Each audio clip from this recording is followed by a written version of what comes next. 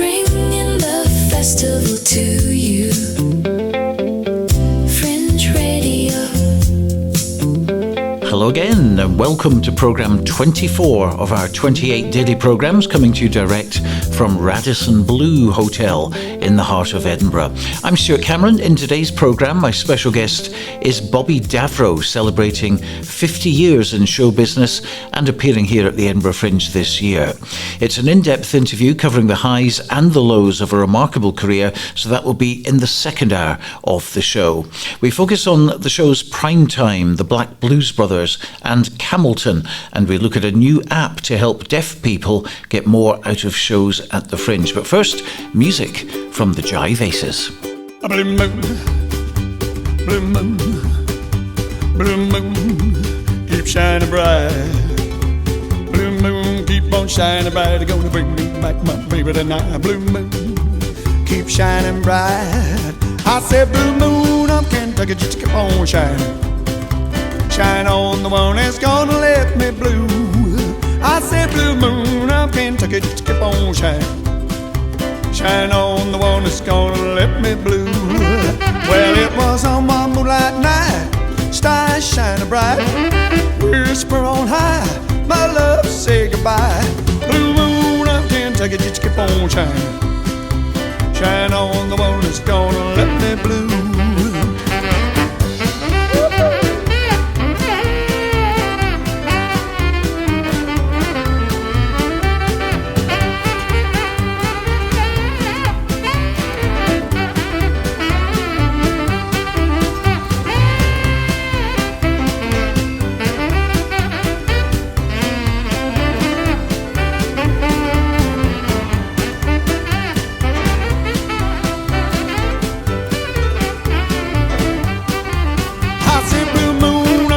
Just keep on shining. Shine on the one that's gonna let me blue. I said blue moon of Kentucky, just keep on shining. Shine on the one that's gonna let me blue. Well, it was on my moonlight night, stars shining bright, whisper on high, my love say goodbye. Blue moon of Kentucky, just keep on shining. Shine on the one that's gonna let me blue.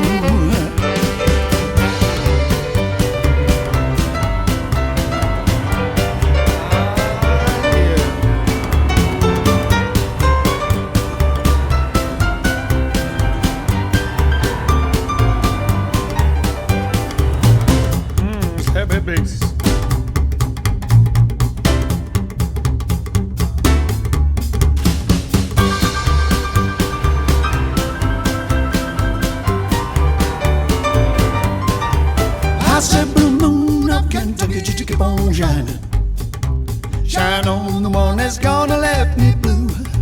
I said blue moon of Kentucky, just keep on shining.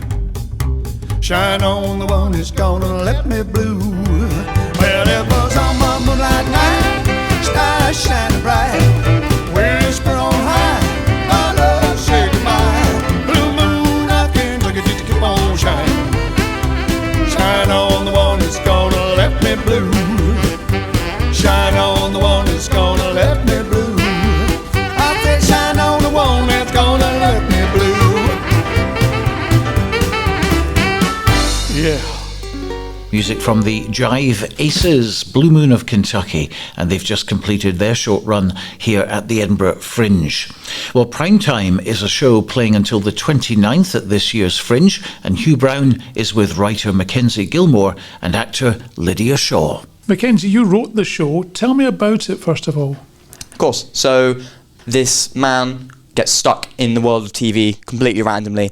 All the other characters within the show seem to kind of just treat him as just a part of this world, while he gets increasingly more and more confused. He gets even more confused as the genres keep switching between different types of TV shows. You've got the classic American sitcom, think Friends, kind of the British crime thriller, followed by a Hallmark Christmas movie, and then finishing off with a kind of a commentary documentary. As you can imagine, that is a lot going on for the main guy. And it happens all so quickly because it moves from one genre to the next almost immediately. Yeah, like if you listen really closely during the show, there's a little remote click every single time the channel changes. But yeah, like it's so slick. Like the receptionist in the sitcom section very suddenly becomes a crime scene investigator almost in front of this guy's eyes, and he just can't see it. He just can't seem to understand what's going on. And that's the pain for the audience. They know what's going on. They can see it basically from the start, but he just can't see it.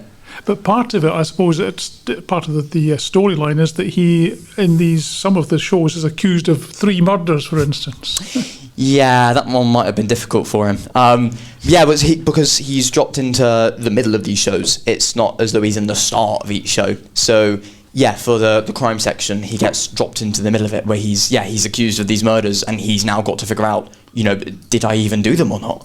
And Lydia, playing different parts, different shows, changing accents and things, is that a challenge for you? For the people that don't know, we've just finished a show. But yeah, I think initially when we were in the rehearsal rooms and doing the read-throughs, we had lots of experimenting with different accents. And at the beginning, it was a bit intimidating because obviously you want to get it right and you care so much about the characters, and they're all so great and fun. But after doing it for so long and really trying to make it as clean as possible for the Fringe, it's just become really fun, really, and I actually look forward to putting on those different accents and turning into those different characters. So yeah. It's extremely pacey, isn't it? I was saying that to Mackenzie. Oh It just gosh, goes at extremely. such a frenetic pace. Yeah, sorry guys. Yeah, no, it's absolute chaos. I know, you get to see like the glamour of it all and see people coming out and, the spectacle of them in different outfits and, different, hairstyles and all the voices.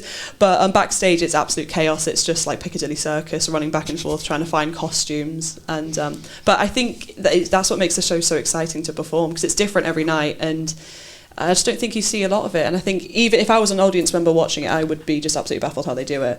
Especially with one of our castmates who has, I think, the most costume changes out of all of us, and he does it so quickly. It's a bit scary, actually. So Mackenzie, where did the idea for the show come from then? That is such a good question. So it's somewhat inspired by the Truman Show to some extent. It's not quite the same concept. There are a lot of differences with it, but that's kind of where the idea initially stemmed from. I wrote a lot of it during the summer of last year, and then I just left it. I left it and almost forgot about it. And then I came back over Christmas and finished it. I think, like, partly what inspired it, I think it's just really interesting to take these kind of genre tropes we have within TV and kind of just play them to the extreme, and then chuck a normal person into it and see how they react to this extremity.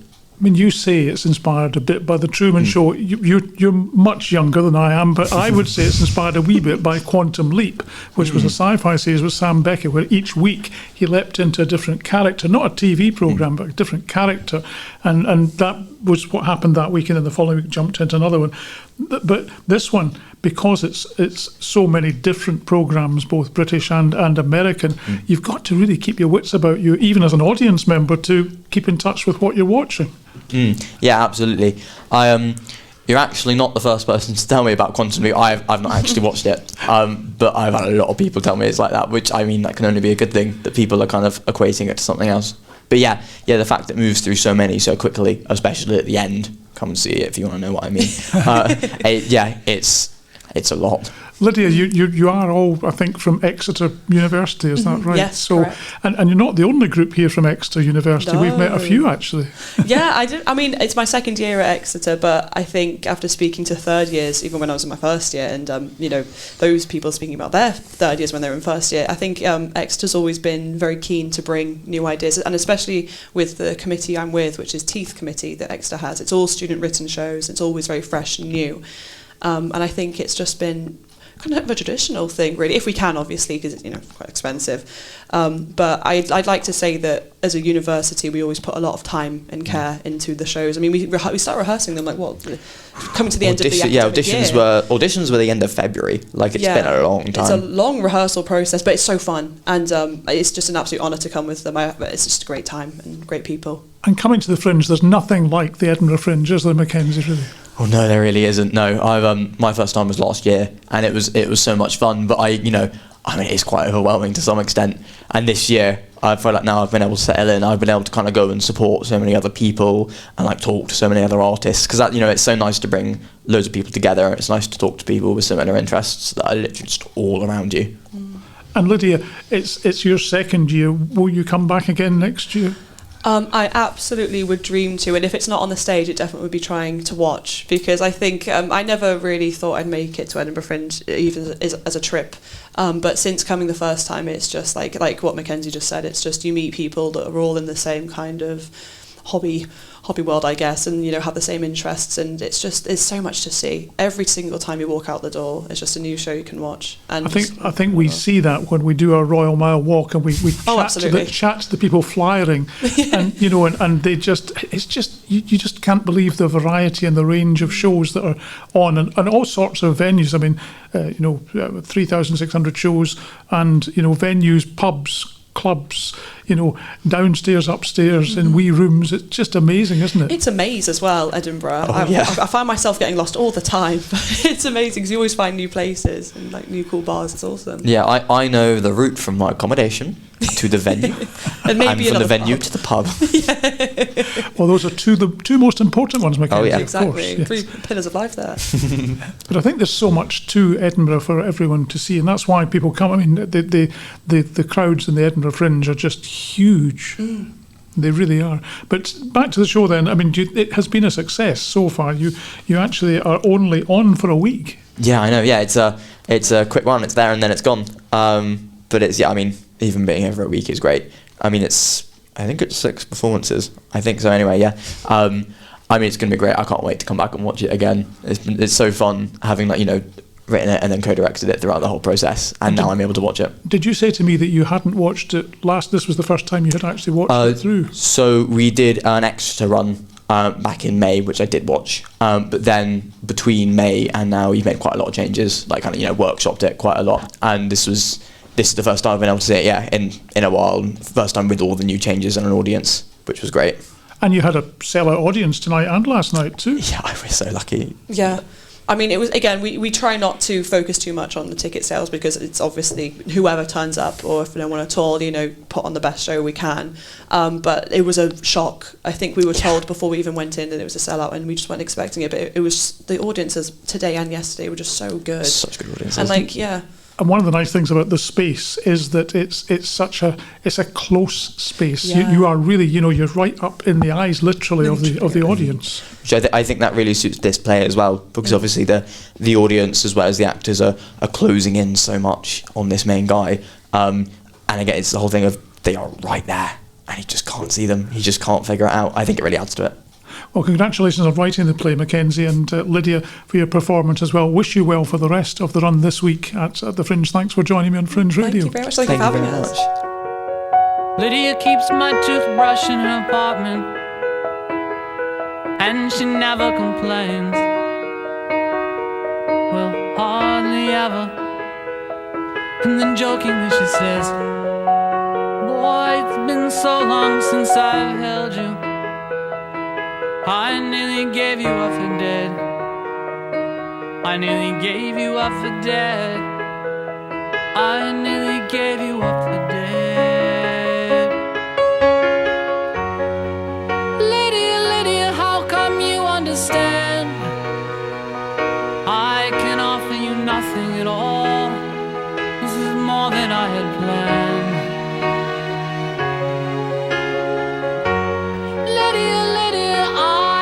Your command, at least until morning comes, and I must be off again. I must be off again. Lady, you know I always talk about conscious decisions, about running my own life, but maybe I'm fooling myself. It's a role I like to play, 'cause more often than not I'm down here on the corner. I'm sorry I woke you. Do you feel like some company? Babe, I need a place to stay.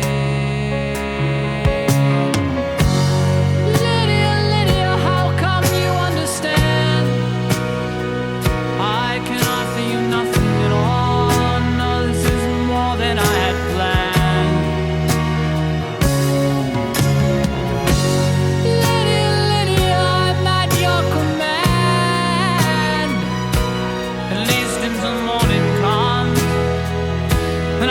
must be off again. I must be off again.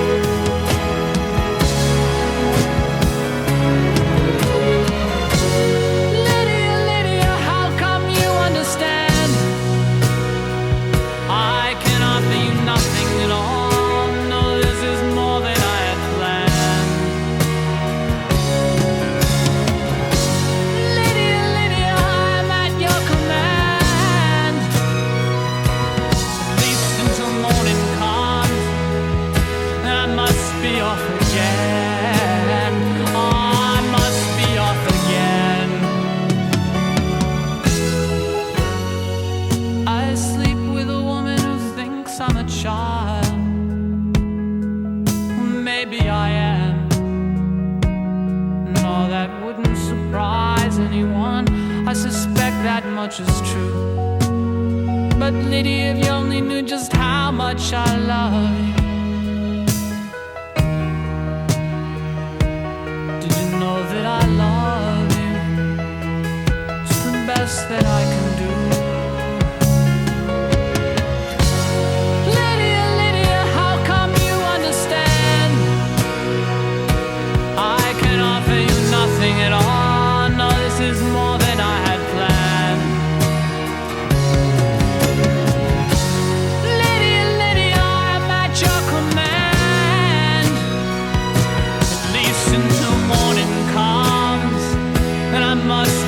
Again, I must be off again.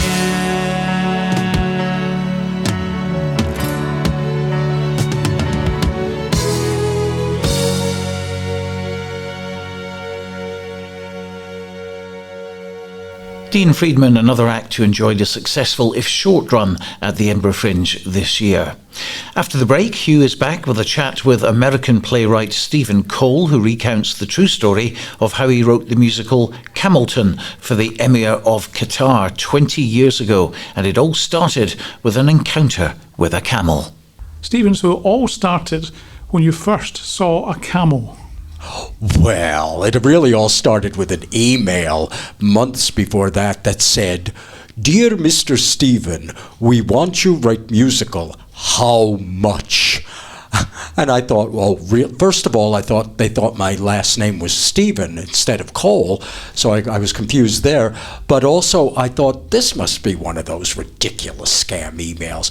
Then it went on to say, "Call this number in Dubai."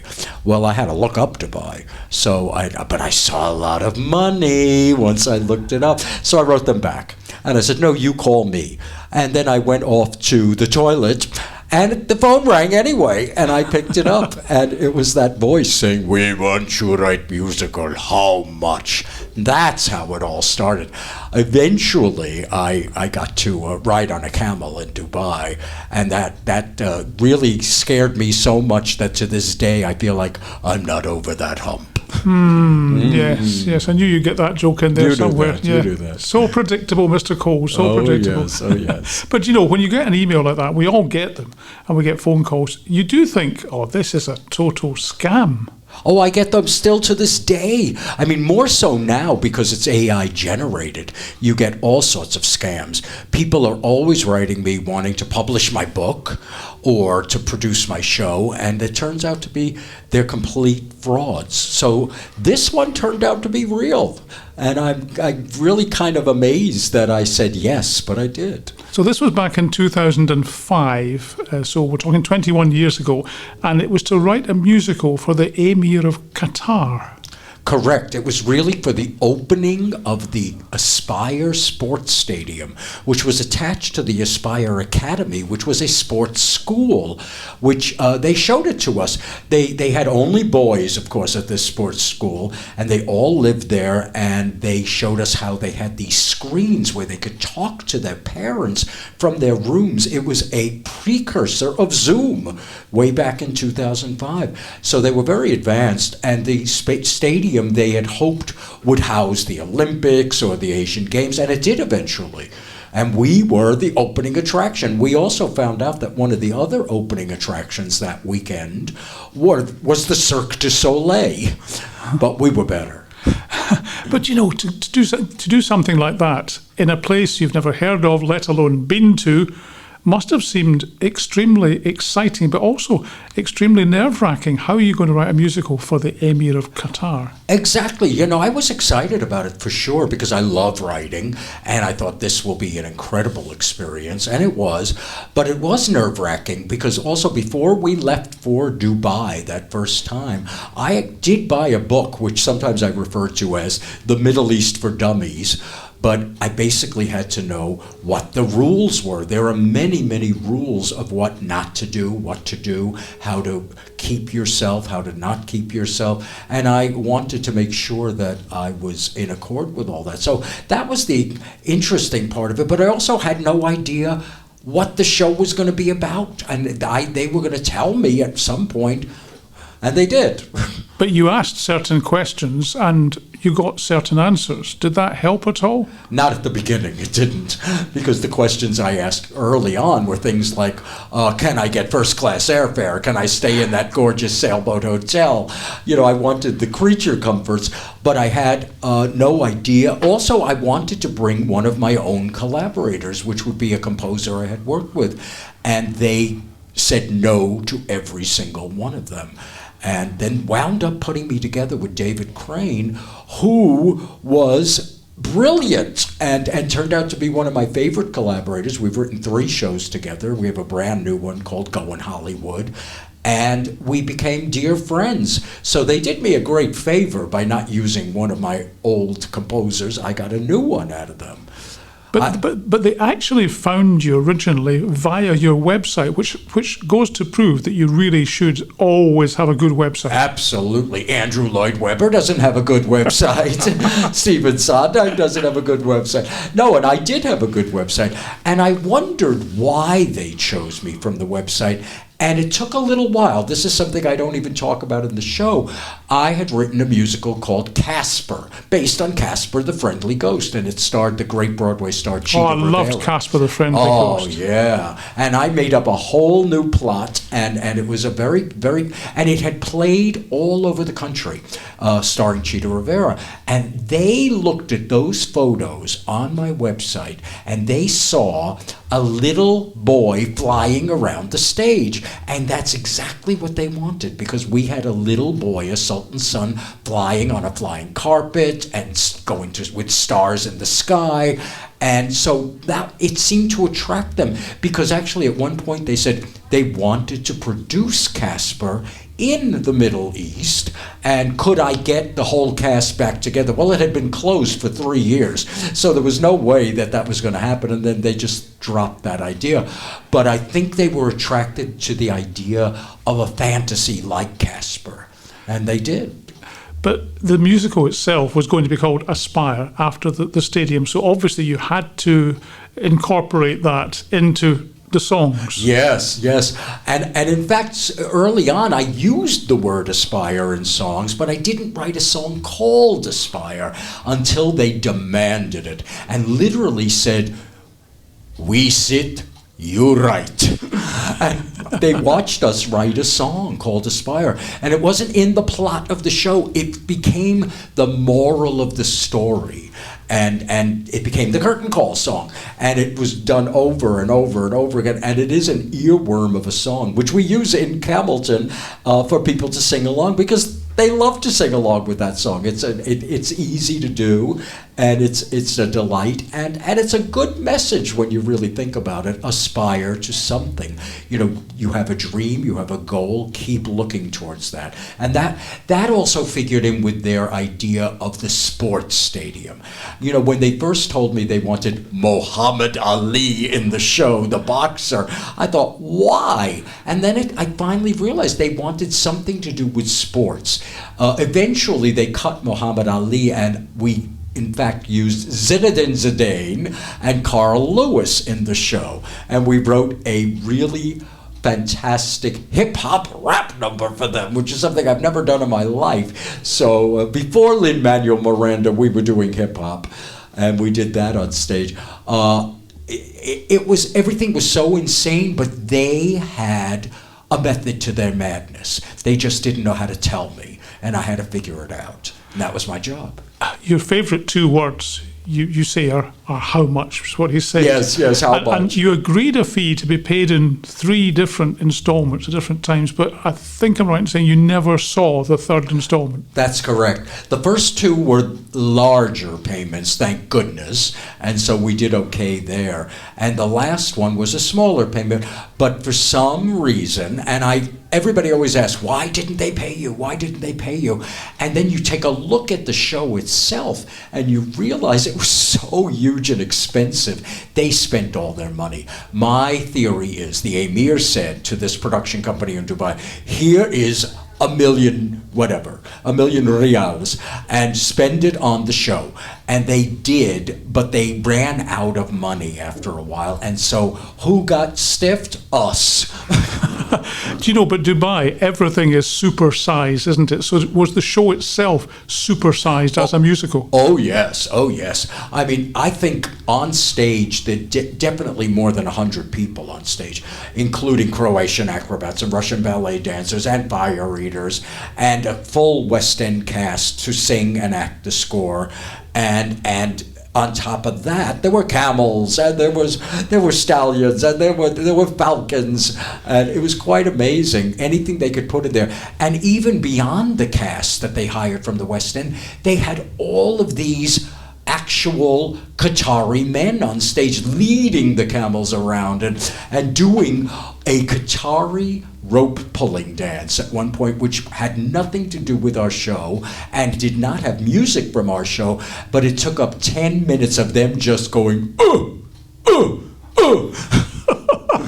I mean, it's obviously a unique musical, Aspire. It could never be put on again in that way anywhere else except the Middle East, could it? I don't think so, but I do think that the score that we wrote for it, David and I, is so spectacularly beautiful. And David used as his inspiration the kind of scores from movies of Lawrence of Arabia, scores like that with big sweeping tunes. And my dream now is to take the score and do a concert version of it with a full symphony orchestra, because we have all the orchestral parts for 70 pieces, and have it narrated as the show is narrated anyway by a narrator, and just show on the background on a screen what the show looked like. And so you could do it that way. That would be the way to do it. But to do it again for real with all the camels, no. As I say in the show, they don't have enough camels in New York. We can't do it. And Camelton, which is the show here at the Fringe, which is a play on a certain other musical, Yes, which yes. we'll not mention, of course, rhymes with it. But it tells the story of how Aspire came to be written, but it's a one-man show. It's just you. It's just me playing all the parts, doing all the accents, all the every different Middle Eastern, Italian, and Jewish accent I could possibly pull out of my hat. But I think ultimately it's gone from being this huge 200 people down to a small off-Broadway musical that had 6 people in it. And now it's down to me alone to tell the story with songs from the show and some songs from my other shows as well.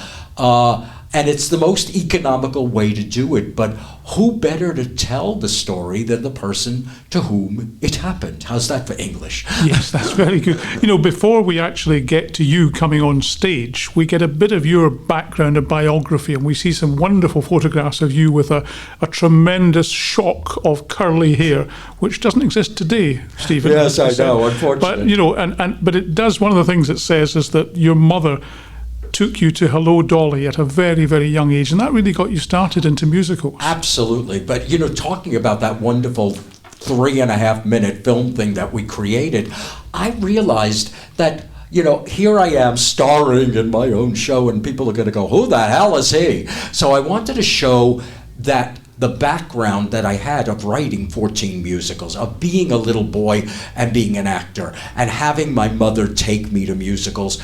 And yeah, Hello Dolly did change my life. Do you know who it starred on Broadway at that time? It was way into the run, and it starred Betty Grable, the great 1940s movie star. And it was exciting, and I saw it from the third gallery from the gods, so I saw tiny little people. But I never knew there was such a thing as live theater at 9 years old. And so I thought, that's what I want to do. And I wound up doing it, which is even more amazing. And my mother, then years later, regretted taking me to the theater and wished she took me to a hospital. Your mother sounds like a fascinating character, because you talk about her in the book, and one of the things, I love the line where she leaves a message on your answering machine because you haven't called her for it. She says, "Is your dialing finger broken?" Yes. That was my mother. She had a great sense of humor. And I was one of the only siblings, I have 3 other siblings, I could make her laugh. Otherwise, she wanted to make you laugh. But she was a character. She really was. She was not a typical Jewish mother, but there were parts of that in her. And if you didn't call her, she would say things like that, absolutely. Do you know, apart from writing 14 musicals, which in itself is quite incredible, you one of the other things you've done is you ghost wrote the autobiography of Marnie Nixon, who people, they'll know the name and they'll know probably what she did because she was a well-known singer, but she actually dubbed the voices of Audrey Hepburn and others in some of the great musicals. Yes, she dubbed. She started out dubbing Deborah Carr in The King and I, and Natalie Wood in West Side Story, and then, of course, Audrey Hepburn in My Fair Lady. She had this whole wonderful career beyond that, but those movies, being the voices of that and being a secret voice, made her known as the ghostess with the mostess. And in fact, that book, which we co-wrote together, although she always said, "You're the writer, but I'm the author." And that was true. And we were dear friends. And since then, since she passed away, I got yet another email on my website. And it was from a screenwriter. And there's a film in the works called The Ghostess. So you never know. Once again, keep your website up to date, because that's how they found me. And Amazon was involved. And we, you know, most people give money to Amazon to buy things. Amazon gave us money, which was really nice. And they're going to make a movie. And I loved the title of the book, which was Audrey Hepburn Dubbed My Face. I know, but they didn't allow us to use that title. I love that title so much. But the book is actually called I Could Have Sung All Night, as opposed to I Could Have Danced All Night. And Marnie was a dream to work with. I also ghosted Charles Strauss's book without any credit. Charles Strauss was the composer of Annie. That's his most famous thing. If he had only written the song Tomorrow, Tomorrow, then he would be rich for the rest of his life. He didn't write that, though. He did. He did write that. He did write that. So is he not rich then? He is rich. He's dead now, but he did very, very well. He wrote Bye Bye Birdie. He wrote like many, many Broadway shows. But that song in itself can make you a multimillionaire, and he was. And so I wrote his book, and I ghosted that as well. I've written my own books under my own name, including Camelton, and including Noel Coward, a biobibliography, and a book about a television show from the 1960s in America, That Girl. So I enjoy doing that as well. And a novel, my first novel, Mary and Ethel and Mikey Who, which is about Mary Martin and Ethel Merman, because I was friends with Ethel Merman. Well, yes, you talked about Ethel Merman in Camelton and how you admired her, but eventually you met her and became friends with her. Amazingly, in the last 2 years of her life, I was still 20 and she was 76, and she considered me the expert on her whole career because I knew a lot about her. And so when I wrote a musical called Merman's Apprentice, I turned a little girl named Muriel Plackenstein into me, basically, and I took this 12-year-old girl and had her become her best friend, and eventually she gets to star in Hello Dolly in a little mini version. We're going to do that show in Palm Springs, California in January. Wow. So everybody should come see that. I'd love to come see that. You paying the airfare? Yes, I am. Everybody, call me. or go onto your website. Yes, go to my website. Yeah, find absolutely. me. What about the Fringe itself here? How have you felt being at the Edinburgh Festival Fringe? It's like the biggest adventure since I went to the Middle East, in a way, because I have been writing all these years, and I did do the Fringe about 12 years ago with the show The Road to Qatar, which is part of the story of Camelton, but I wasn't in it. I got to watch other actors play my material. But in this case, I wrote it, I'm in it, I'm singing all the songs, I'm moving my own scenery around, whatever there is of it, and I'm also out there with a big sign, trying to get people to get seats to buy tickets. So it's been an incredible adventure, and I consider it a roller coaster ride. Every day there are some fabulous heights and then some lows, and every time I go out there and I peek my head through the curtain and that's my entrance, I have no idea who's out there. And there could be a big, huge audience, there could be a small audience, the Fringe, but all of them have wonderfully loved it because the story is unique. Today a man said, "This is why I go to the Fringe, to see a story I will never ever see again." And it's true, it's my story. So it's been an amazing adventure. We have 6 more shows, and that's kind of amazing to me. By the time people hear this, we may be done. But when I go back to America, to New York, I'm considering a run of this in New York. We did it in New York for several performances and sold out in January and got really good reviews, which is one of the reasons we came here. And thought, wow, we'll be a big hit here too. And we've gotten 4 and 5-star reviews, and so that's been a joy. But you can't worry about reviews, and you can't worry about whether you get 100 people in the audience or 10 people in the audience, because that's what it is. I do the same show when there's 10 and when there's 100. And if they laugh really loud, that's great. If they don't laugh really loud, I'm still the same guy. But the good thing about a one-man show, Stephen, is that if you happen to go wrong or veer slightly off, then no one knows you made a mistake. That's very true. But it's not even just that. I get to change things if I feel like it. I'm the writer. Nobody's going to yell at me. So that's really good. If I think of a better joke, no, we'll do that one. If I think that joke is bombing, I cut it out. And I'm thinking on my feet all the time, which is kind of fun too, because it's not just I learned a script. No, it's my life. Well, you've not got any better material than your own autobiography, have you? Exactly. It's really a joy to do, and it's a joy to sing my own songs with music by several of my composers. We have David Evans, of course we have David Crane, whose story is in the show as well. We have Clabe Richardson, who is one of my favorite composers I worked with. He's passed away. I think that's the 3 big ones that we do. But I have challenges in singing, which is wonderful fun. I wake up every morning with my voice down in Ezio Pinza land, and then I have to raise it up to the tenor range so that I can hit those Up to notes. Mario Lanza. Yes, up to Mario Lanza. I wish. I'm happy with Ethel Merman. If I were to ask you what is your favourite musical, would it be Hello Dolly, or is there another one that you have found you really, really come back to time and time again? Well, the second musical I ever saw on Broadway was Mame. And Mame knocked me out more than Hello Dolly. First of all, I went from the 3rd gallery down to the stalls, and I saw it close up. And there was a little boy in the show that was the lead character. It's Auntie Mame. So Patrick is only 10 and I was 10. So that show stuck with me. I was so jealous of that little boy on the stage. I wanted to be that little boy. But I loved it. And that show stayed one of my favorites. Up until this day, I got to meet the woman who played Auntie Mame on Broadway. It was not Angela Lansbury because she was gone. It was Janice Page, who had been a movie star at MGM and Warner Brothers. And I met her when she was 90. And I said, "You were my Auntie Mame." And she loved that. So it was so exciting. So that show stayed. But I was lucky enough to see all the great Stephen Sondheim shows on Broadway, from Company to Follies to Night Music to Sweeney Todd. And every one of those inspired me to want to be a better writer, to be a great lyricist. Cole Porter taught me the facts of lyric writing, but Stephen Sondheim kept inspiring me.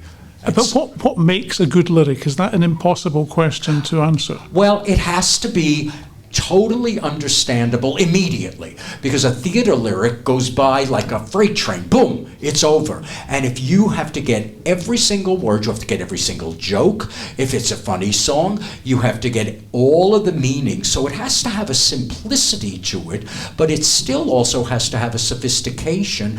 And in my world, it has to have perfect rhymes, which means home and alone don't count. And that's it. But nowadays in pop music, you get that a lot. You do. I mean, I remember going to see Les Mis for the first time, and I did not enjoy it because I couldn't hear all of the words and all of the lyrics. And I had to go and see it a second. Plus, I was watching this fantastic staging, to be fair. Yes. But I had to go back and see it a second time before I really enjoyed it. I agree. I think the lyrics, first of all, they're translated in Les Mis from the French to English, and they are too packed, and there's no dialogue in the show. So you're just constantly barraged with music, lyrics. Music is a very rich form. And so when we're hearing music and then the lyrics, we really need to understand them. And so they have to be simpler. And every once in a while, the brain wants to rest and just applaud a song and hear some talking. And I believe in those kind of musicals myself. I like that. I love My Fair Lady. I love that kind of show. I had trouble with the show that rhymes with Camelton because of the same thing. It was relentless and tons of words. And I always tell people, when you go to see that show, you must study it before you walk in the door. And the shows that I write, I think, are understandable right away. And those are the ones I like best myself. It's interesting because, those Les Mis and Evita, for instance, with the Madonna film, Yes. I actually walked out on that halfway through because I didn't enjoy it. And everybody's their own critic, as they say. The world's a critic. But, I think shows with purely music and no dialogue are actually far more difficult to take on board. They are, because music just keeps coming at you. And sometimes your brain starts to, just turn off by too much of it. That's why I believe in song forms. I believe in popular song, which is 32 bars. Yeah, they can be expanded, but I like the idea that a song happens in a show because they cannot speak anymore, because the emotion becomes so high that they have to sing or dance. And that happens in a show like My Fair Lady, when finally Eliza learns how to speak correctly and no more Cockney. The audience goes wild on a song called "The Rain in Spain," and then they're able to relax and realize how she feels when she sings "I Could Have Danced All Night." Those are moments that are just amazing in musicals. So I'm in love with musical theater, as you could tell, but I'm in love with the classical musical theater. Today I was just listening to West Side Story because it's Leonard Bernstein's birthday, and it just, that kind of knocks me out. That knocks me out. Stephen, it's been an absolute pleasure. I loved Camelton. It was lovely to hear about your story and how Aspire the musical came to be written for the Emir of Qatar 21 years ago, and I really enjoyed it. There is a book, as you said, as well, and the show itself, Camelton, continues at the Wine Bar at the Gilded Balloon Teviot until, is it the 31st? You on through to the end? Correct. I'm all the way to the end, the bitter end. Then I'm going to London for a little holiday, and then back to New York, and maybe we'll take the show there, because we're coming away with fantastic reviews, and that's kind of wonderful. And I hope to come back next year with a completely different show, and that is going to be called Mermania. It will be about my life with Ethel Merman. Oh my God. I cannot wait. Stephen Cole, thank you for joining me on Fringe Radio. Thank you. Camelton is at the Wine Bar at the Gilded Balloon Teviot in George Square at 2:05 every day until the 31st of August. Bringing the festival to you. Fringe Radio. Well, it's always one of the highlights of the Fringe when the Black Blues Brothers come to town, and thrilled to bits that Bilal has joined me in the studio today. A warm welcome to you. Thank you so much. What about the weather in Scotland? Do you like that? It's like, it's a bit complicated because sometimes raining, sometimes windy, sometimes sunny, Well, the Fringe loves having you, and you obviously love the Fringe. Exactly, because it's an amazing place, to be here, and it's very nice. People, they like the show very much. I can say we have a very huge number of audience here, which they like us very well. So it's a very lovely to be here. Tell us about who's all in the Black Blues Brothers. First of all, as a group, we're coming from the coast of Kenya, 4 of us, because we are 5, and one of our colleagues coming from the capital city, Nairobi. So we used to go to the beach before to train, because it's very normal in the coast. We used to go to the beach to do acrobatics. So at that point is a time whereby we start to do acrobatics while we were very young at that moment, and we grew up together until now. Well, I've been to Kenya. I went to the Safari Sevens there, which was about sort of 6 years ago, and it's a beautiful country. It really is. And of course, you're working as ambassadors really for the country, aren't you? Doing this tour, you've been all around the world. To be honest, we did a lot of shows all over the world. So I can say you are right to tell us that we are ambassadors of the country, because we did a lot. We perform a lot of shows all over the world. And how long have you been involved with the troupe? 12 or 13 years to be together. Wow. Yeah, and for this project we did now 10 years of the Black Blues Brothers, 10 years, that's a long time. Yeah, and of course, the energy that you put into that, you have to be absolutely super fit. How long can you actually go on, being part of it? Because it looks like a young man's game. Yeah, because we used to train a lot, to make ourselves fit. So I think if you make yourself fit, you do a lot of workouts, you do a lot of practice, so that you can maintain for the long time, The show is called Let's Twist Again, so there's a great music soundtrack, isn't there? Yeah, exactly, because we have different shows. We have the Black Blues Brothers shows and Let's Twist Again. So Let's Twist Again, it's like we twist the way of the show, the way of the music, but normally we use the 60s music, the 60s, which is very nice. People, they like it very much. So we come up with this kind of show, because it has a story, it has a storyline. Normally we do it in the theater or in the festival like this, but it has a story, it has a theme, because it contains love story inside the show. It contains a bit of comedy and acrobatics. And it really is very, very popular. I mean, you sell out. I mean, you've been here, what, 5 or 6 years doing the Edinburgh Fringe. Yeah, this is our 6th year to be here in the Fringe. Yeah. And the audiences love you, and you must love and feed off the audiences. Yeah, exactly. Sometimes they give us a lot of strength, a lot of power, because if you perform and you get a very good feedback from them, you enjoy the show. You are performing the show, but you enjoy it because they give you the very, very good energy, a very good feedback. So it's very nice. And I can say here, Edinburgh is it's a bit different if you compare to the other places, because here it's like they feel the show very much, and they're very close to us. We are not very far from the audience. We are very close to the stage, so they give you they give you that psych. So you give your best because they're just looking at you here. You look at them, you watch it. The eyes contact is very close, you know. So you enjoy. You feel the audience very well. It's very important, isn't it, to challenge yourself for the future, because I guess you're a band of people who keep improving and keep testing yourself. Normally, it's about practicing. Just to practice. Let's say if you stop practicing, some of the things, they become very harder to do it, you know, because you have to keep yourself fit. So when you keep fit every time, that is the time whereby you give yourself, let's say you give yourself to do for many years, because you keep yourself fit. Because if you don't keep yourself fit, you start to be like doing things with very heavy things. It's like you feel heavy, you feel to do like this, you feel your body is not moving, you know. It's a bit difficult, but if you keep practicing, that's like you give yourself more years to do it. You know. One of the highlights for the Black Blues Brothers was appearing at the Royal Variety Show. What was that like? Wow, like I said, that was amazing. It was very amazing, yeah. Because I remember it was the COVID time. Yeah, it was the COVID time, but we did it and people, they like it very much. It was amazing. I can say it was fantastic. yeah. Because that was an other experience, you know, that moment.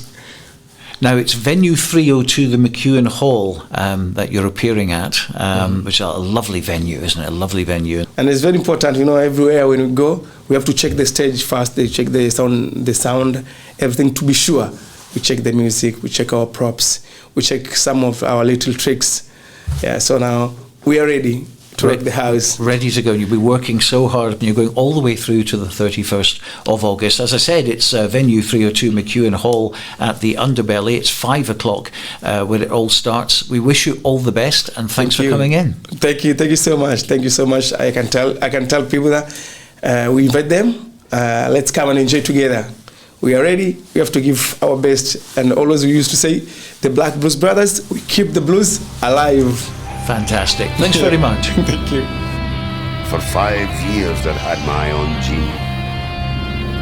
When I saw her first, I think she was 12. Well, maybe 13. Aye, Robbie was a handsome man, and no many were shocked when she gave him her hand. I saw them once down the Royal Mile, so much in love with her sickly smiles, blowing kisses and holding hands. God, there's just so much a man can stand. You see, I knew Jean was soon to be a mother, so I made myself a promise.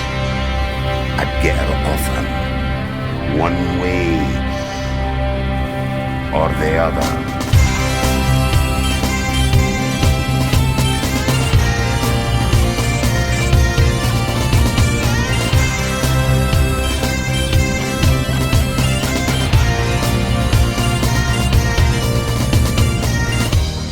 I will return before my child is born.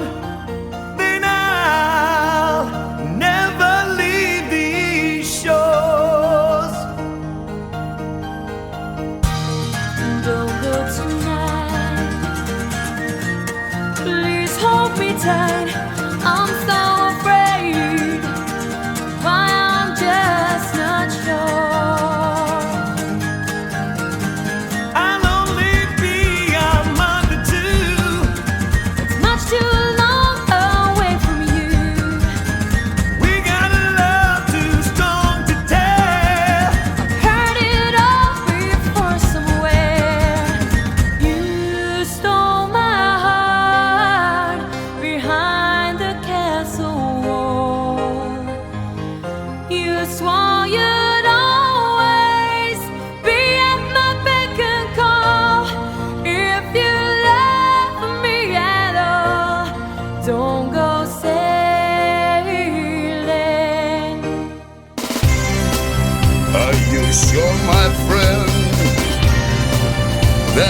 Child on the way is yours. What tales are these? Is this your farewell gift to me? I've heard so many rumors. Don't worry, child. Give me a smile, and I'll be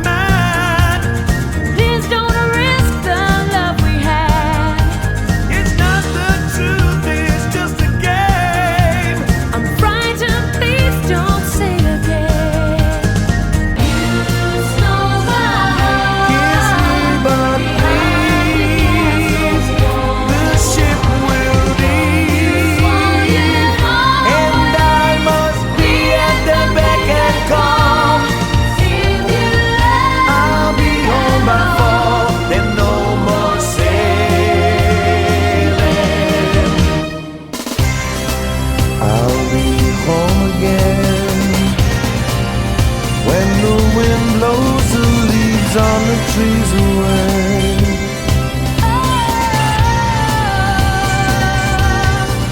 Please don't worry now, I'll come home to you long before your waters break. I swear on the life of my unborn child.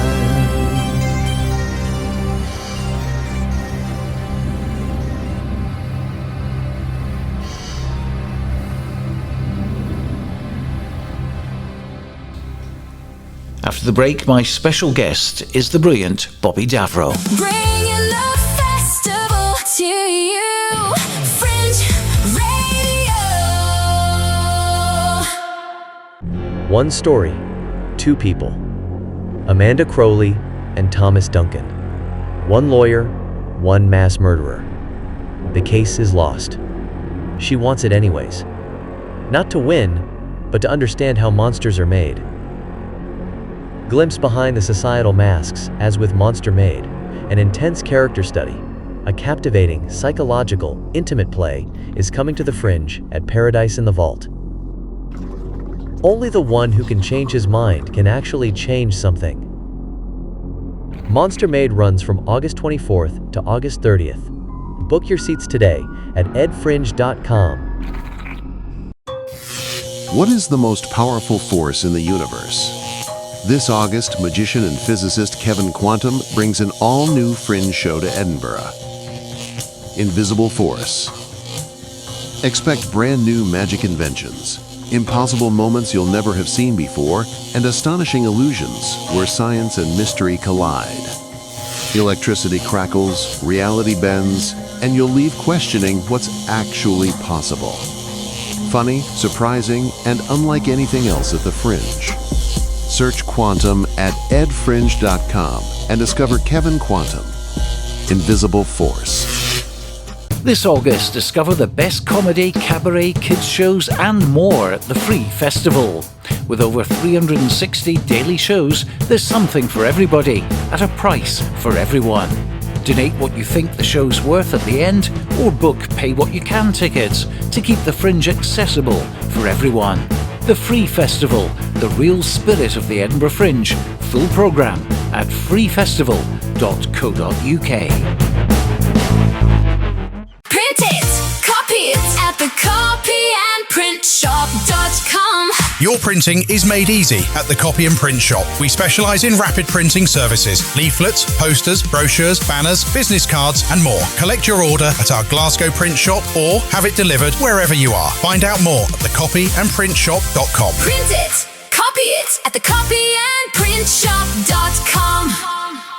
One of Australia's best tribute acts, the 64, make their Edinburgh Fringe debut with 70s Jukebox. At the Assembly Rooms, Bijou, Venue 20, you'll enjoy powerhouse vocals, slick choreography, and full-on energy as the 64 bring you the best music of the 70s. They're relishing the opportunity to play for an Edinburgh audience for the very first time at 2:30 every afternoon from the 18th to the 30th of August. Get your tickets now at edfringe.com. For 31 years, The Space UK has championed new writing and exciting companies from across the world, giving artists an affordable, supportive and professional platform at the Edinburgh Festival Fringe. Now presenting one of the Fringe's largest and most diverse programmes across 19 theatres and 6 venues, there's always something new to discover at The Space UK. Explore the programme and book at thespaceuk.com. Bringing the festival to you, Fringe Radio. Well, comedy royalty is with me now in the form... King Davro.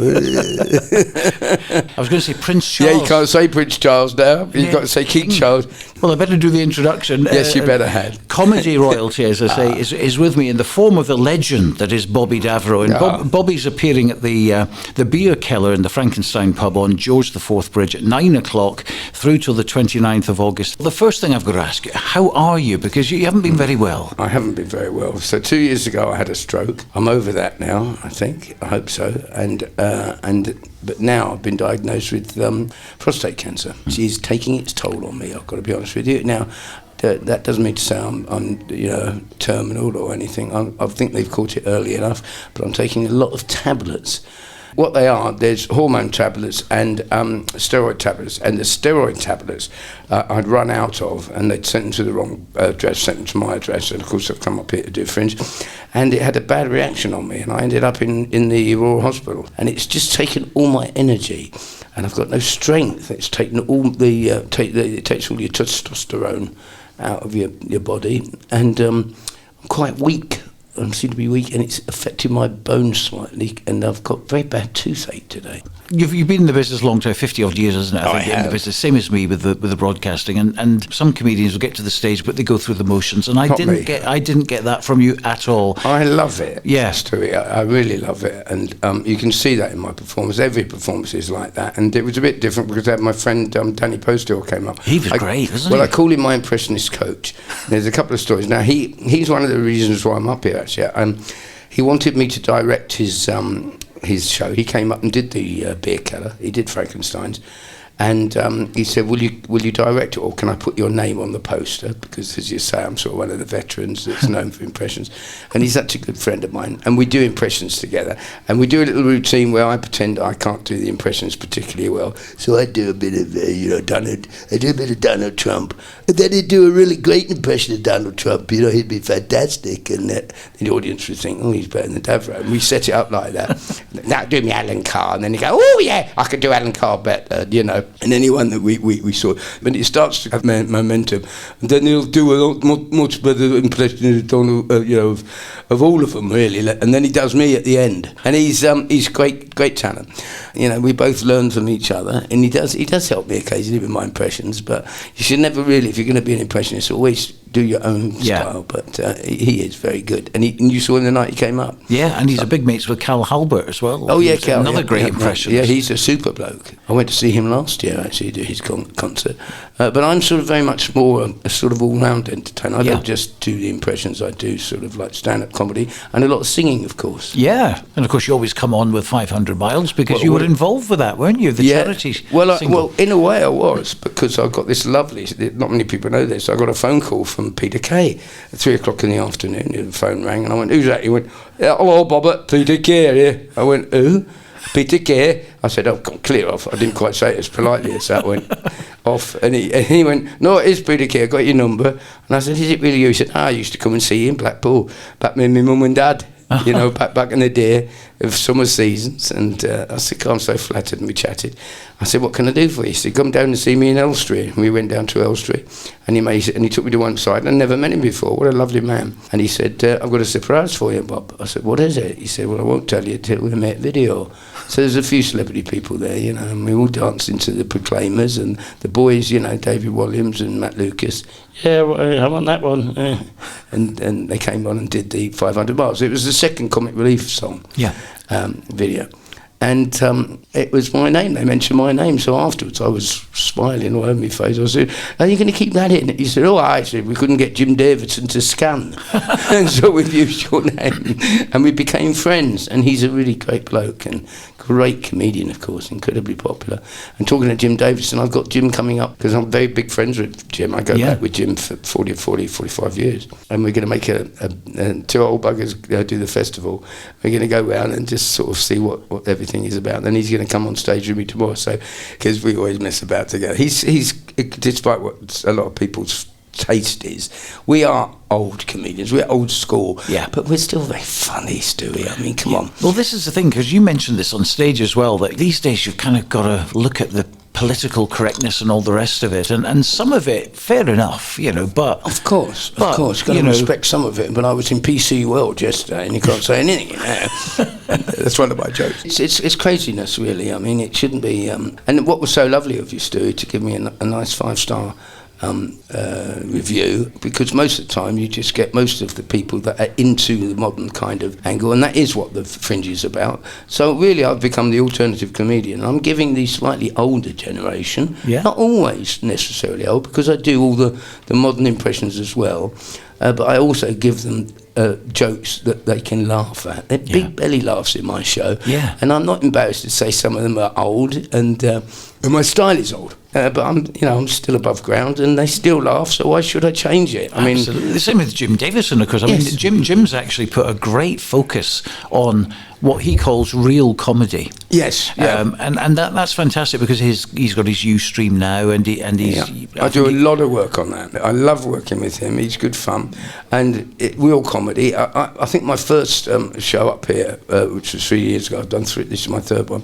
So the first one was called "Everything Is Funny If You Can Laugh at It," and that is the basis of all comedy. It's not for everyone, but the people that want that kind of comedy. And it's no good if I was, say, a reviewer or a critic going around and saying things I don't like and saying they're rubbish. They're not rubbish. They're just not for me. And if they're not for you, you don't have to criticise it. Stand up and get out. You know. Yeah. I mean, it's like Ricky Gervais, who's probably the most popular entertainer and comedian at the moment, but he's not everyone's cup of tea. No. But he doesn't care. Well, there was a great line, I think, I don't know whether it was accounted to him. It was, I'd like £1 for everyone I've offended with my comedy. Hang on a minute, I have got £1 for everybody I've offended with. And I think that the narrative and maybe the ideology that's going around isn't necessarily healthy. It's changed, and our vocabulary has changed. And I don't think it's for the best. I think no one should be allowed to tell you what you're allowed to laugh at. That's ridiculous. Don't listen to it. Whatever is your sense of humour, and just because you might laugh at something that is looked down on and sexist or homophobic or transphobic or all this Islamophobia. I mean, I don't know. I'm not scared of sheep. Islamophobia. There's not an ounce of anything in me, really. I just do jokes that I laugh at. And do you know what? You can be completely slagged off, and critics and don't get many nice reviews. I understand why that is. They don't want to be seen as old-fashioned, these critics. I wouldn't want to be a critic, and it doesn't bother me in the slightest. The only critic that I listen to is myself, and that is the way to be. And the audience that buy the tickets. And the audience that buy the tickets, and the audience that sit there and laugh their socks off. And I mean, I'm not an arrogant man or big-headed man, but I have got talent, and a lot of people haven't got the talent that us oldies have, if you want to put me in the oldie bracket. Well, it's experience, isn't it? I mean, you can't buy experience. And do you know what they haven't got? They haven't got stagecraft. That's what they should learn. God, there's very few people like Lee Evans. He had stagecraft because his father, who was a friend of mine, Dave Evans, he did Copycats with me, and Lee Evans used to come down at the age of 14 and watch us do the studio shows. And Lee's got it, and so has Peter Kay, and a few of them have got it. But I like to pass my secret. Frankie Vaughan, do you remember giving him? He told me the way to take. He said, "Can I give you some advice, Bobby?" And he was in his 80s when he worked with me. I said, "What is it, Mr. Vaughan? Call me Frankie." He said, "I'll tell you how to take a call." I said, what do you mean? And this was early on in my career. He said, "How to take a round of applause." And he told me the most wonderful piece of stagecraft. When you finish your act, he said, "Open your arms, open your hands in humbleness." He said, "Take 3 steps back from the microphone." Now, the theory is if you take 3 steps back, the audience, if they've liked you, the audience want you to do more. So they'll applaud louder if they think you're going to stop. And then move 2 steps forward, and then take 3 steps back. 2 steps forward, 3 steps back. Milk the audience. Raise your hands, which helps the audience to give you a standing ovation. If you've got if they've really loved you, they'll stand up. And these are tricks that I learned a long time ago, and they're stagecraft tricks. And it's amazing how many of the young comedians, they come out and go, "My name's been Charlie Farnsburns," or whatever his name is, or whoever it is, and they go, "Thank you and good night." It's just they're working to a sort of style. But be individual. That's the most important thing. I think, despite me telling several old jokes, some people know the jokes, they still laugh at it. And as Frank Carson said, it's a good link in here to Mike McCabe. Mike McCabe. In a cracker. And I love Frank. Frank was a good mate of mine. And he came to my wedding. And he came to my wedding. And they brought him in the police car. They put a sack over his head. "Anything good on here? What's happening?" And everyone, I had 1,000 people come to see me, local. I was the local celebrity down in Staines, Middlesex. And they put a blanket over his head. What's going on here? It's getting mad. And they pulled the blanket off and everyone cheered. And he came in, but he didn't drink. And he stood up, sort of start the evening off, our reception. And he was funny. Then he went on, here's another joke you might have heard or whatever. And then by the time he got to the third little session, he was very drunk and he told one of the bridesmaids to clear off, not in a particularly polite way. And I looked across and saw my mother's drop a Voulevon down the front. And I said to Billy, my road manager, who's been with me 40 years, and I just signalled him, get him off, for goodness sake. And he ended up getting so drunk he had a wee in my swimming pool. But he was a lovely bloke. And have you seen the Mike McKay play? I went down and saw it. It's the only show I've actually seen. And Mike's been a friend of mine for nearly 50 years. Yeah. I met him before I met Jim Davis, and I was doing Stag Nights down in London. And it's a really good show. It embellishes what the business was like. It embellishes his story. It's about his story. And Frank was a very good comedian. As he used to say, it's a way you tell them, and that is the same with jokes. It's a way you tell them. Be original. And if you can find a way or a style that is original, that's what I've always tried to do. I might not be the greatest impressionist in the world, but it's a way of presenting them. I've been doing something recently, which is a psychic thing, where I contact some of the comedians from the that have gone over to the other side. Because I don't know if you know this, Stu, I'm actually a medium. Did you know this? Go on. Yeah, no, it says so in my underpants. And you know what kind of underpants psychics wear? Do you know? Paranormal ones. Anyway, those kind of shows. And then I contact people from the other side that have passed. Because you mentioned Jimmy Cricket, didn't you? And you said, it might be a bit too early. A bit too early. Jimmy was But he was great, wasn't he? There's Jimmy, come here. Come here. And there's more. Did you hear the one about the... And he used to do, he was a lovely man. I worked with him many times over the years. It's very sad that we lose them. Brucey and I do a really terrible joke about him. Do you know what he died of, don't you? He died of a nasty seizure. Nasty seizure to seizure nasty. And you've got to laugh about things like that, because I'm going to be going, hopefully not too soon. But I'm an atheist, thank God. And can't say that, you see. Can't say atheist, thank God. But I am actually an atheist, and I don't like religion. I don't like anything. I might talk about religion or what's this thing that you can come back with, reincarnation. I mean, who wants to come back as a tin of milk? I don't believe in it, and I didn't believe in it when I was a frog. So, Now, it's interesting because, I mean, we mentioned earlier about the way comedy is going, how PC's going and all that kind of stuff. And, I mean, have you noticed any difference with your audience over the last, say, 20 years? Has there been sort of more people saying, you should have done that? Oh, gosh, yes. A lot of people say this, I did some jokes about Gareth Gates one day. I said, Gareth Gates, we had a little chat with Gareth Gates in the changing room, and he laughs about it. But this woman came up and she said, excuse me, she said, Bobby. I said, hello. She said, I just want to say how much I enjoyed your show, but the only joke I didn't laugh at was the one about Gareth Gates. I said, oh, I'm sorry, why is that? She said, because Gareth Gates is my son, and I've come home to complain about it. I said, well, just as well Gareth wasn't with you and came to complain, we'd be here all bloody night, wouldn't we? Now, that is just a joke. Yeah. But to highlight the people's sensitivity, getting triggered, what's an arrogant thing to think of yourself, that you can't go through life without being offended. And comedy has to have someone as the butt of the joke. Yeah, in some cases, yeah, very much so. And it's not done with cruelty. If I was being horrible, trying to incite racism or whatever, or violence, I think it's not what that is about. You've got to actually, in the old days, yes, there's certain things you couldn't do now. When you look back and you see Alf Garnett or Love Thy Neighbour having a go at the black audience, it was him that was the bigot. You'd be laughing at his bigotry. Yeah. Look at what the awards that something like Little Britain got, and they were doing blackface. They were very extreme with what they were doing. And that was fairly recent. That wasn't that far away. You can't apologise for things like that. It's a style you could look back and go, oh, look at Charlie Chaplin. Look at Laurel and Hardy. Maybe that style isn't in vogue at the moment, and it all goes full circle. And I have to say, Stewie, it's sort of coming around. I don't think people are getting a bit fed up with with the DEI stuff. I mean, you only have to look now. There's a wonderful comedian. I'll say she's wonderful. She's not for me, and that's Rosie Jones. Now, Rosie Jones has got a disability. She's got cerebral palsy. I admire her for getting up and doing it. I don't find it particularly funny, and I don't mean that disrespectfully. It's not because of her disability, but it's very difficult to understand. But they give these people opportunities. Of course, they should, but it's not easy to sit with, and I don't like, I would never go around and say Rosie Jones is a terrible comedian or criticise her disability. I think that she's very brave to do that. I don't find her funny, but I don't find a lot of the modern comedians, some of them a bit surreal. Don't quite get it, but that doesn't mean that they're bad comedians. They're great comedians. One of the best ones, Stuart Lee. He's a fantastic comedian. Absolutely.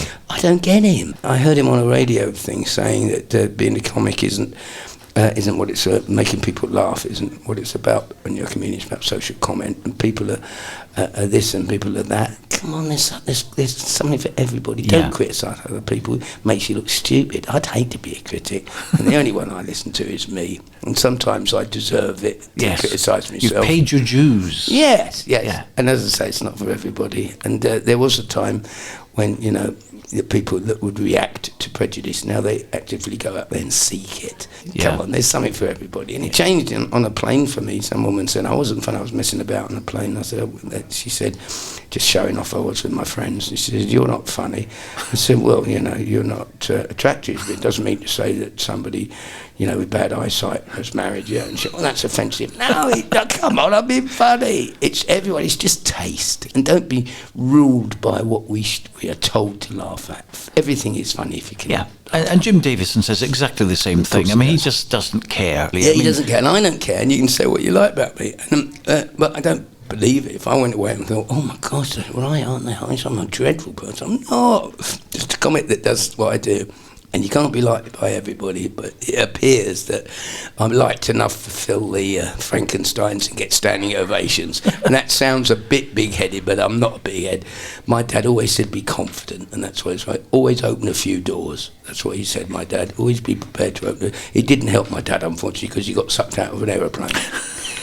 There you go. You might have someone listening to this and go, oh, my dad, he died, he got sucked out of an aeroplane, I'm offended. Yeah, of course you can be offended, and you've got every right to be offended. I mean, you're right. I mean, just looking at your kind of list of credits, what you've done, TV shows, quiz shows, copycats you mentioned. Yeah, I mean, you've been part of the legendary comedy scene. I mean, and it's a different culture back then. You used to tune in, the Bobby Davro show's on, or Copycats is on. And I look back on them, and I don't think a lot of it was funny. It was of its day. It was successful enough. They kept giving me series. The soundtrack of my life would be now. There's some that you remind me of. You remind me of Ken Bruce, BBC Radio 2. Now I did. The person that is my hero in life is a wonderful, wonderful singer-songwriter, one of the greatest, and I'm probably like family with him. I'd like to think, and his girls from my bridesmaids, and that is Gilbert O'Sullivan. Oh yeah. Now, Gilbert O'Sullivan is, for me, is one of the greatest songwriters that's ever been, and he's just put a brand new album out called On the Record. It's called On the Record. Go out and buy it. It's just full of lovely songs, and he's been going longer than I have, 50 years, 60 years nearly. And he's one of my dear friends, and he loves my Ken Bruce impression. Oh, it's Ken Bruce here. And I did a whole routine about stuttering Stan from Stoke playing, what was it called, Pop Master. Do you remember? Go on, let's hear it. Well, no, I can't play it for him. It will offend the people that have a stammer or a stutter, But it is quite funny. As we've got stuttering Stan from Stoke here. And what do you do for a living, Stan? And he goes, I'm a train announcer for Network White Rail. And then there's loads of them. We play it, and he says, okay, well, good luck, Stan. And we play all the things. In 1965, and we do all the things. What was the Beach Boys? I think it was the Beach Boys. What was their hit? And he goes, ba ba ba ba ba ba ba. Come on, Stan, come on. Then he goes 5, 4, 3, 2, 1, and it made Ray Gilbert O'Sullivan. His real name is Ray. It made him laugh so much. He said, "You should put it in the act. Put it in the act, Bobby." And I do occasionally put it in. But Ken Bruce is very similar to you. He's gone from Radio 2 and a household name, and lovely guy. In fact, I was on another radio station in Oxford called Fox FM one night doing 2 till 6 in the morning and played 2 records back to back, and he actually rang up the studio and said, "Oh, what a great segue that was." Oh, how nice. So he's a real radio man, and he appreciates that. And, for him to just ring up out of the blue and say that was really nice. Isn't that important? Yeah. When you meet people, when people phone up and say, I saw you do this or I saw you do that. And I've had lots of occasions where people have said that, I saw you there and well done to you. And Peter Kay phoned me up when I had the stroke. He phoned me up and asked how it was. And my old friends, people like Brian Conley and Bradley Walsh, phoned me up, and Squeaky Joe Pasquale, "You all right, mate? You all right? You've had an accident." I can't do it. My voice is shagged today. But it's so nice that when you get nice compliments, and that's why I was very flattered, and thank you very much for giving me a nice review. And it's, you could have given me a bad review, it wouldn't have made any difference to me. Because you don't listen to critics. I don't, but it's nice. Someone sent it to me, and they said that's really this is said nice things, and it is, and it's a good show. I love it, and I always do my time. I do it like an hour. Sometimes I've done an hour and a half in there. You get good value for money with the Davro. Yeah. And I'm working on this routine. At the moment, I was doing it on the bus coming here today. I'm doing this Shirley Bassey routine about being on a bender. Hey, big bender! Yeah, I'm on a bender. And getting drunk and partying. And it comes from a true story, because I met Shirley Bassey on Cliff Richard's yacht. He did a 60th yacht cruise around the Mediterranean. And I know Cliff very well. And we went on this lovely yacht, and Shirley Bassey gone out of Monaco, and I shall never forget it. She's a lady of excess, if I may say. And the waiter's going around with a little bowl, sort of little silver bowl of caviar, and she got to Shirley Bassey, and he went, "Madame, would you like a little drop of this lovely, little bit of this lovely caviar?" She said, "Oh, it's very nice. Oh, give it to me, give it to me." And she got the ladle out. She put it in the whole bowl, slopped about a ton of it. It was worth about 1,000 quid a mouthful. And he slopped this stuff on. She went, "Thank you, thank you." She eat this stuff. And it was funny. And so I've written a parody on, because I love parodies. I do parodies. And you still get excited about putting new material out and being creative, don't you? Do you know who taught me that? It's the best thing I was ever taught, or best advice I got. I went to see Roy Walker, the Irish comedian. Yeah. I was 20 years old. I went down to Eastbourne. He was on with The Bachelors or something like that, a big show. And he came out and he just got onto the Comedians show with Johnny Hamp. And he came out and he did a good set. And I met him afterwards, went backstage and said, "Hello, Mr. Walker, I'm a budding comedian. I want to learn. Is there any advice?" And he said, "Oh, that's great, Bobby." He said, "Why didn't you just do an hour a day? Do an hour a day, Bobby."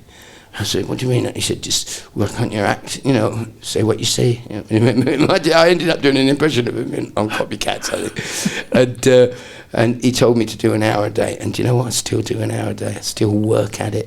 I still think about it. I still learn an impression. Or I don't do that many impressions. Since my stroke, my voice it's been slightly damaged. It's not, but then again, I think it's not the impressions. I think my voice has been slightly damaged. Like, for instance, I've got a great friend of mine who's up here at the moment, a great guy called Tom Ward, and he does the best Jules Holland. Now, I used to do Jules Holland back in the day pretty well, and Jules Holland is over here. Is this wonderful pop band from Germany, SS Club 7 or something like that, and he does the best one because he takes it up a notch. And now over here, and it does, and I can't quite get there anymore. And I spoke to him last night actually. I'm going to go along and see his show. He's really worth catching. He's a great comic. Tom Ward. And there's a lot of comics I'd love to see, and I'm going to go this afternoon to see a few. I'm going to have a look at. You've got a whole table, listeners, here of like pamphlets and flyers of all the shows, and I must see a few. I'd like to see Jack D. I don't know if he's still here. Or Jack D. I think he's probably just finished. He just did a couple of dates, work in progress, I think. Work in progress, yeah. That's an interesting thing, because that's what Tom's doing. He's doing work in progress. We never saw that in your day, really, did we? No. Work in progress. Why has that suddenly become popular? I said, what is different about work in progress? He said, well, I just go out there and I write it all down, and I go out and think, I've never done that. I've always written, and I write a lot. I've written stuff, and I won't go out there with a piece of paper and do it. I try and learn it and then live it. Maybe it's a better idea to go out there. Occasionally, if I can't remember the lyrics, and it takes time. And there's a very well-known one I do. I don't know if I did it the night you came. Did I do the countries of the world?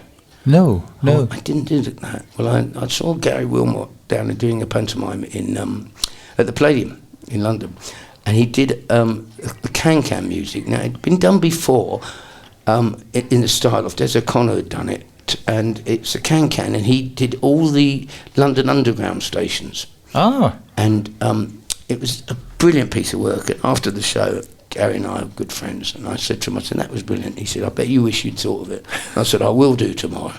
So I phoned him up and said, I want to do it. And I call it modelling. And he said, well, as long as you don't just steal the routine, and it's fine to nick a few gags, okay? Yeah. And the modern comedy go, oh no, he nicks gags. But so did the modern comics. If you watch Jimmy Carr, who's an excellent comedian, he's still doing a few gags that we used to do, and he nicked a few, whether or not he says he nicks them. You can't help slipping into a few old gags. And it's kind of paying tribute to the person who wrote it, sort of, and as long as you present it in your own way, as I mentioned it. So this routine took me 5 days to write, and it was all the countries of the world. So at my concerts and shows, I do this routine where it's all the countries of the world set to the music, the can-can. And it took me 5 days. It took me 3 months to learn it because there are 192 countries. And I'll just rattle a little bit off it for you. So it starts slowly. It goes Laos, Israel, Seychelles, Sierra Leone, Greece, Maldives, Cyprus, Comoros, Barbados, Belarus, New Zealand, Iceland, Finland, Taiwan, Kenya, Ghana, Cuba, China, Afghanistan, Azerbaijan, Uzbekistan, and Pakistan, Kazakhstan, and Kyrgyzstan, Dubai, it goes all the way through to the end. And at the end it goes Mauritius, Panama, Qatar, the UAE, Solomon Islands, Equatorial Guinea, Kiribati, Yan, Ukraine, St. Lucia, Samoa, Spain, Vanuatu, and Tuvalu, St. Kitts, Nevis, Dominican Republic, Antigua, Kuwait, Barbuda, Myanmar. And that took me 3 months to learn. So I'm quite prolific when I get going. Obviously, you were never off the telly in the 70s, 80s, 90s, and you had loads and loads of shows, and you hosted quiz shows, this, that, and the other. Fantastic time. But of course, youngsters come on board, producers change, all that kind of thing. How did that affect you? It affected me greatly. I made a fair bit of money. I was doing very well. I lived in a beautiful property. I lived in amongst all the Chelsea footballers, and John Terry, and I lived next door to Franco Zola. And sadly, I got divorced. That didn't help me at all. It sort of spent 4 years struggling to get my heart sorted out. And then I finally found the answer to grief, and the answer to heartbreak is forgiveness. Stewie, forgive. And I've got 3 of the most beautiful children. I've got 3 beautiful girls, and I have a grandson now called Bodhi, Bohdi. And that's, for me, is the most important thing, not show business. I did well, but it's not as easy getting the work at the level that I used to. I used to make a fair bit of money, and I was very lucky. I've been very lucky. And happiness isn't about getting what you want. It's about enjoying what you have. And if you don't have your health, then you have nothing. And my health is a bit of a problem at the moment, but hopefully when the urologist, we discovered I had this cancer of the prostate, and I'd like to take the opportunity to say, fellas that are listening to this, if you're over 40, over 50, if you like, go out and have your PSA checked, go and have the funny old the prostate examination, and you probably get the thumbs up. At least I think it might be a thumbs, but there you go. But have it done, and because it's one of these silent things that you don't get a lot of what's the word for it? You don't get a lot of chance to find it. What's the word for it? Symptoms. Thank Symptoms. You. Oh, me. That's the Simpsons, isn't it? Yeah, prepare to be dazzled. So anyway, and I also only went to do Bart Simpson. Prepare to be dazzled. Check it out. I'm underachieving, proud of it. Yeah, eat my shorts. And go out and have your prostate examined. That's what I'm trying to say. And they caught it early enough. And the urologist said to me, he said, when I asked him, is it terminal or is it spread or anything? He said, no. He said, you'll be buying Christmas presents for a few more years to come. And that's what you want to hear. That's what I want to hear, and hopefully that will be the case. As I say, the tablets are having its toll on me a little bit. It does change your body, but I want to be healthy now, because if you haven't got your health, you've got nothing. 100%. The last thing I think we saw of you was probably back in 2015, Celebrity Big Brother, and I think it's a program that you've always said you would probably never get involved in, but you did, and you did rather well. Yes, it did quite well. They all have agendas, these shows. They sort of almost know what's going on. They create a story within. and it was a bromance in that. I can't remember the guy that won it now. James it was, and there was the American and the American guy was a gay lad, and they all have issues almost. They like people that have got issues, and like there was a girl called Farrah Abrahams in there. She was a narcissist, a total narcissist. And I did psychology, so I sort of knew how to play it. Plus the fact I've got 3 daughters that I live with, you know. They can be a bit narcissistic, and they're not narcissistic, they're a bit narcissistic. And she was very narcissistic because she was damaged. She comes from damage. A lot of narcissism comes from damage in her past. And I was very strict with her. I did a famous speech about no amount of lip gloss, because she used to go around doing her lips. No amount of lip gloss can disguise the ugliness that hides within you. And it was a bit harsh on her looking back, because she was young, much younger than I was. But she needed that, and she never bothered me in the slightest. And and they always have people in there like that. And I quite enjoyed it. It was a bit boring. They concentrate. They used me a lot, which was good, and I sort of made them laugh. And I came up with lots of games that we could play in there, you know, because that's me. I love games. And I did quite well on that show. I was pleased, and I did Come Dine With Me. That was another one. I did The Games, which was good from when I was 40 then, so that's nearly 10 years ago. Big joke.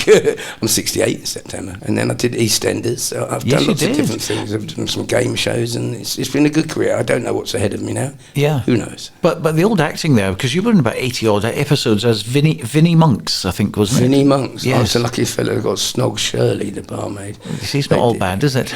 So, well, I should have got a BAFTA for kissing her every episode. And I suppose it's just a case of, I mean, there's so many opportunities there, but it's when the phone rings, I suppose, isn't it? I think it is. And TV's changed a lot now, because it's now internet. It's very different. And interesting enough, I mean, Mick Miller, who was on The Comedians, I mean, he goes back a long, long way. Great mate of mine. Yeah, and he's kind of back in vogue again now. He pops up on my timeline every day. Well, I've just got into it. I've just got a man called Ed Danson who I met up with, and I was sort of dabbling with it, and he now puts lots of clips of me up. Do you know what amazes me? I can't believe how many people have watched the things I've done. Yeah. Like, I think I've gone viral on some of them. I've been viral or virus, or on TikTok or TikTok or whatever it is. Keep away from viruses. Keep away from viruses. But no, it's like 4 or 5 million people have started to watch me, and hopefully that will push me so that when I go into theatres, they'll put some bums on seats. Yeah, absolutely. Because that's what I've needed. Because I can't rely on TV, because TV shows for me, I think they should stick one on for comedians of my era, and they could call it Still Alive at the Apollo. I'm still alive at the Apollo, please put your hands together and pray that he's funny. You know, I'll be on there. But there you go, and I still work at it, and there might come a time when they want the kind of thing I do back on the telly. They might not, doesn't matter, because I did have a good run. I had a very good 12, 15 years of being at the top of TV. You're still here, live and kicking. And it's a lot more to life than just being famous. Fame isn't everything. My dad was famous, and he's lovely. And I'll tell you a lovely story. My dad was a British mile champion. He was an athlete. He ran in 2 Olympics, 1948, 52 Olympics, 1948 London, 52 Helsinki. And whenever in his career, only lasted a certain amount of time, and he went on to become quite a nice businessman. We had shops called Davro discount stores down south. Davro made up the word David and Robert, which is my real name. And my real name is Nankyville. And whenever I was out with my dad, and I love my dad. I miss him every day. And when people just come, oh, this is Bill Nankerville, this is Bobby Davro's dad. Okay, can I stop you? I'm Bobby Davro, and I'm Bill Nankerville's son. Yeah. And he loved that. I gave him the respect. I love my dad. Yeah. But yes, I mean, it's not a very well-known fact, is it, about your father being such a prolific athlete back in the 40s, 50s? He ran with Roger Bannister and Chris Chataway, and they held the world record with the 4x4 mile. My dad ran the mile in 4.6 unofficially, 4.8 officially was his best time. Should have picked his legs up, he would have been as famous as Roger Bannister. But I met Roger Bannister, and my dad was 90. My dad lived to a good old age, 95 when he passed. On his 90th, I went around and collected loads of videos and interviews with people. And one of them was Sir Roger Bannister. Wow. And he was a doctor. And yes, he that's was right. a famous doctor in Oxford. He's living in Oxford. I went up and interviewed him. And he said such lovely things about my dad, saying what a stylish runner he was. And they came from a different social background. He was like Cambridge, Oxford. And my dad was, he was just a working class man. But boy, was he a good man. He was a good man. I loved him, honest and strong and you know, encouraging. Yeah, and I'm very much a family man. And although I'm divorced, I still have a good relationship with my ex-wife. She once told me that she could never live without me. I found out yesterday she's still alive. She gets all the jokes, but it's all a long time ago, 23 years ago. And it did cause a lot of issues with me and problems. You know, we haven't got the money that we used to have, but I'm not pleading poverty. I'm very lucky. I've got everything in the world. I've got my family together.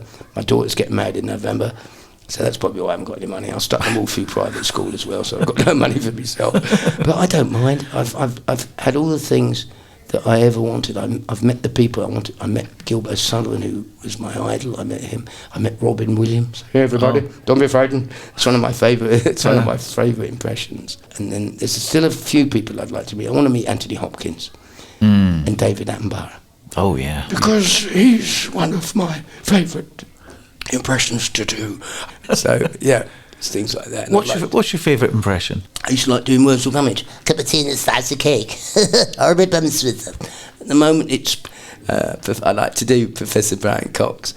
I do a very cool impression of Dr. Stephen Hawking. I do a bit of him, and but as far as my new impressions, I suppose you still do new impressions, which is great, isn't it? Yeah, out the modern ones, I like doing McIntyre, and so I tried to do Joe Brand. Have you done an autobiography? Oh, I knew you were going to say that because I haven't. Well, surely about time. Oh, I've got so many stories, so many. Exactly. There's my point. I've just bought Katie Price's Jordan's. I just bought her new autobiography. It's entitled "All the Men I Haven't Slept With." I say it's an autobiography. It's more of a leaflet, really, probably a flyer. But no, I'm joking because I work with her. She's a good girl. She's nice. I work with Katie, and I've worked with some great people. I work with Henry Winkler. The Fonz, yeah. Oh, the Fonz. And then I worked with Mickey Rooney. There's a blast from the past. He was such a huge, biggest star in the world. He was. He was in National Velvet, National wasn't he? Velvet. Yeah. He did all those shows. He was such a star. So he ended up doing a pantomime with Bobby Davro. But he liked me. We did Cinderella. And, how you doing, Buttons? Do you know what was so lovely? He came in one day and I was singing Sinatra. Fly me to the moon. Let me play him. And he went, shut up. I said, what's the matter, Mickey? He said, he went off with my wife. I said, went off with your wife? Yeah, Ava Gardner. He was married to Ava Gardner, Mickey Rooney, and Frank Sinatra had like an affair with her. But there was a wonderful thing that happened. He was in a film called Mad, Mad World with Spencer Tracy and Ethel Merman and quite a few famous stars of the time, big, huge stars. It was one of the most famous films. Billy, who was my road man, we were in the dressing room. I had the dressing room right opposite him in Milton Keynes, and we were watching Mad, Mad World. And it was the sequence where Mickey Rooney was flying the aeroplane. It was going all out. It was going to crash, and he was flying it. And he could hear us laughing. And he walks into the dressing room in his underpants and his vest, all stained up there. He's dropped his chocolate milkshake down the front. And he goes, "What are you watching now, Buttons?" He used to call me Buttons. "What are you watching, Buttons?" I said, "We're watching you, Mickey, and flying this plane." And I tell you what, it made me cry. It still makes me emotional. He sat down and went, "Oh, yeah, look at that." And he sat down like we weren't. And he said, and he started telling us about it. And they made a cradle out of the thing. And I watched it. And in the years, they fell off him. It was like watching him as a 40 or 50-year-old. Yeah. Depending on his 89 minutes. And he left. He went, "Oh, yeah, enjoy your day, Buttons." And he went off whistling, like that. Yeah. And I turned to Billy and I said, "Wasn't that just fantastic?" And I had a tear in my eye. Seeing these wonderful legends. I've met so many famous people, Elton John and people like that. I sung with Elton John. He was on the radio, I was on the toilet. So that sound good. But you've avoided this question about the book. There must be a book. Oh, yeah. So there must be a book. Well, I have just finished. I've nearly finished it. I've got 2 more pages to colour in. I I haven't started it. I've written the synopsis of the things that I want to include in it, but I haven't got around to doing it. And the reason why is I haven't got profile. I haven't got enough profile to get it published, I wouldn't have thought. I mean, I could probably end up publishing it myself, but to get it out there and get it read enough. My father wrote a book called The Miracle of the Mile. The Miracle of the Mile, he wrote it, and I should really do him the justice of actually writing it. I've been a bit busy doing other things. I've been writing the speech for my father of the bride in November. She gets married on November the 22nd, my daughter, Brittany. It's very painful. Because I sit there and I'm very emotional. You can see it. Yeah. I'm very emotional. And when I go in to write this thing, and every time I write it, and I've written about half of it, and I just cry, just sit there thinking about all the great years. I'm ever so lucky. And that's what you count your blessings. When I count my blessings, I count my children twice. Yeah. And that's what I miss my mum. My girlfriend died 3 years ago. She had pancreatic cancer. She died. That was very tough. Watching a beautiful woman like her go so quickly in like about 8 months, I think she went. Her dad was Billy Wright, yes, the footballer. Yeah. So I've had a quiet life. Yes, and you're right. I should write it. And I've got lots of stories about the glory years of being on telly and some of the outrageous things. I met Neil Sedaka. There's a story about him. Yeah. Michael Barrymore. What? There's a great story about him. I think it's been written already, actually. And there's been a couple of untruths that have been put in the press, and a couple of painful things, but you put those in amongst it. So I think if puts the record right. Yeah. What would I call it? Any idea? It wouldn't be something like made an impression, or it might be actually. You mentioned about the not having the profile at the moment. I think the book would actually bring the profile out, because people would be offered to get you on the television programs talking about the book, and that would I wouldn't raise want the to profile. slag anyone. I don't. That's the difficulty one, isn't it? You've got to either be honest or. Yeah, I could be honest about things. I think I don't think I'm an. I'm not, I haven't got that in my heart. I wouldn't want any hatred. I've got a good title for you. Accentuate the positive. That's a nice title. It's a nice title. Because then you can skirt round any grey areas and just concentrate on... Well, there's lots of grey areas. I found my first grey pubic hair last night. It was in a kebab. I got it from that one down around the corner. I'm joking. And pizza. Do you know what? I ordered a thin crusty supreme the other day, and Diana Ross turned up. That's a good... I haven't heard that in years. No, I told you, it goes back years. But some jokes are worth retelling. It's a new generation. What was Doctor Who's favourite food? Go on. Garlic bread.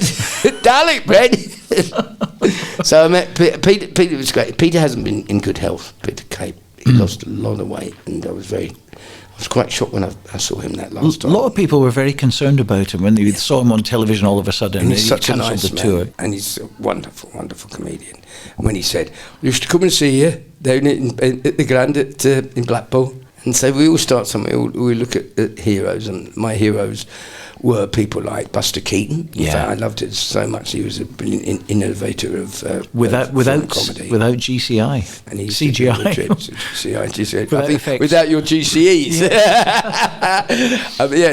CGI, yes. And he used to come up with all these wonderful things. And he was he had quite a sad life. He was an alcoholic and died of cancer eventually, I think. And so he was a hero. Then moving on through the years was Will Hay. Do you remember Will Hay? No, I don't. 1930s comic. He had things like Oh Mr. Porter and films like that.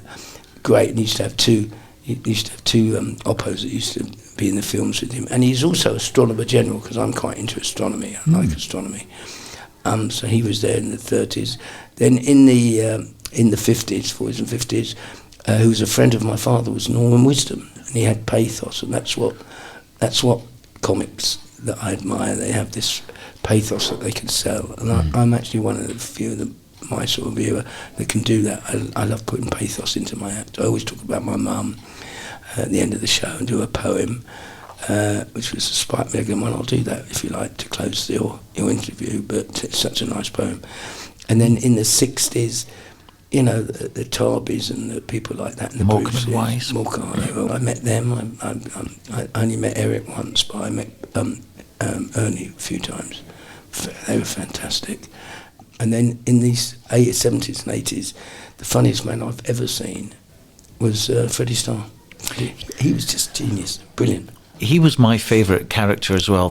I saw him probably a dozen times. Yeah. The only thing with Freddie, I always felt that Vincent was in every single show. It was. And it was almost the same show all the time. He wasn't really into bringing new stuff. And that's what not put me off, because I loved him. I thought Freddie Starr was brilliant. He didn't change that much. But you know what? When you said a dozen times, now you could go and see Freddie a dozen times. And 9 times, really, he was just walking through it. He'd just do it like he wasn't lazy. He was nuts, a bit nuts. Yeah. And he did it. So you see him a dozen times, 9 times he was still funny. But you see him 3 times where he did do new things. Or he really found something that night. He was the greatest, funniest comedian. And Leon Fisk, who was his manager, was a friend of mine, and he said one day Freddie had gone into the dressing room next to his, and he'd found a skeleton. You know, one of those medical skeletons does have. And he came out and he danced with it, and he said it was hilarious. People were in tears, and it'd come out, and then he wouldn't remember what he did. He wouldn't remember it for the next day. So if I'd found something like that, I'd put it in the car. Where's that skeleton gone? He didn't have his car. And he was brilliant like that. And if you ever saw him do Ray Charles, oh yes, he used to fall off the chair, and it was hilarious. And he'd use his MD, a guy called Miles Seabrook was his name, and he did a tape for me. He did Innocent Man by Billy Joel. Billy Joel, yeah. He gave it to his son, and he leant forward in the kitchen, just had a brain embolism and died. Wow, very sad. But Freddie, if you want to see Freddie Starr, his funniest, he used to stick a black stocking over his head, which you couldn't do now. Why? No, I mean, it's just funny. Come on. How can that be? Oh, it was so offensive, so racist. I'm sorry, but I bet a lot of people of colour will watch that and think, oh, come on. Yeah, it was the funniest thing. And, you know, and I saw Rory Bremner. The funniest thing I ever saw Rory Bremner was when he did Ainsley Harriott, cutting his fingers and things off. And it was so funny, and we used to laugh at things like that. And now, we can't do that. It's so offensive. Not really. How can it be so offensive? It wasn't offensive then. It's just these people having a go and trying to make us stop laughing. I don't look at Lenny Henry. Did a film where he played a white man, and there's been a lot of black men can play white man. I think as long as it's not people of history. I think there was a thing where. I saw recently where they were doing Snow White, and they wanted a Black Snow White. A Black Snow White. Yeah. That's not and a Black Anne Boleyn. I think it was something. I think it was 6. It was called the musical. It's got a little bit too touchy now. People getting triggered about certain things. And dwarfs, in a way, dwarf people who I've known. I knew Kenny Baker. I gave Kenny Baker a little catchphrase. I used to love Kenny. He used to speak. He had restricted larynx, so he spoke like that. No, some people go, oh, he was doing a dwarf impression. Yes, because that's how they spoke. If I did a deaf person, I'm fascinated with the deaf tones of deaf people. And it's not to make people laugh. I'm doing an impression of a deaf person. Some deaf people was born out there. And it's a very nice tone of voice. It's not me ridiculing the deaf. In the gag I do this joke occasionally, about being introduced by somebody that's deaf, and he signed the jokes.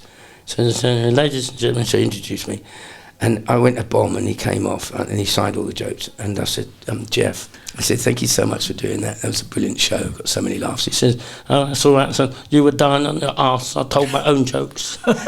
So it's anti-me. It's a deprecating joke about me. But you know, you'll get people. That was ridiculous. You can be offended by anything. And I think that's what people are up against now. I think it's turning, Stewie. So, because there isn't an ounce of animosity, racism, homophobia, whatever, transphobia, or anything in me, if you're on the front line, you should be on the punch line. That's true inclusivity. What's the word for it? Inclusivity. I can't even say it. Exclusivity. Thank you very much. Inclusivity. And I think on that note, we'll bring the interview to an end. It's been fabulous spending an hour with you. You too, Stewie. End on this poem. Set us up for Written us. by the great Spike Milligan. It was a mum. Actually, going to get me going now. My mum used to tell it to me, which is the truth. And whenever she saw me crying in the back garden, I was a toddler. And she'd look out the window, and then she'd I see it now. She's always in a little black and white dress, And she'd look out the window when she was washing up, and then if I was crying, if I got scared by a spider, because I'm an arachnophobic, did you know that? I'm terrified of spiders, yeah. That's not arachnophobia, that's people that are scared of train spotters. And so she'd see me crying, and then she'd come out, and she'd stand by the door, and she'd say, "Turn that frown upside down," she used to say. And then she'd walk over, put her little tea towel down and pinny, and then she'd walk over and pick me up and dust me off. She'd say, "Come on, give me a smile." And then she used to tell me the poem, and we could end the interview with that. It's called Smiling, and if you can't laugh, you can smile. Just smile, keep laughing. Laughter's the best medicine. Unless you got what I got, then radiotherapy's a bit better, but there you go. Anyway, the poem is called Smiling. Smiling is infectious. You catch it like the flu. When someone smiled at me today, I started smiling too.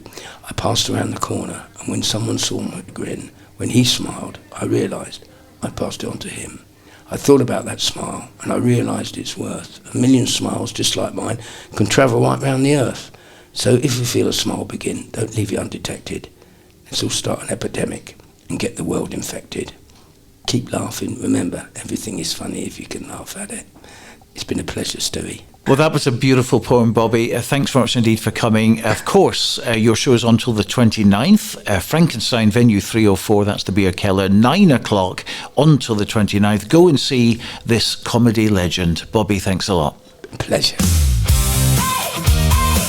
Bringing the festival to you, Fringe Radio.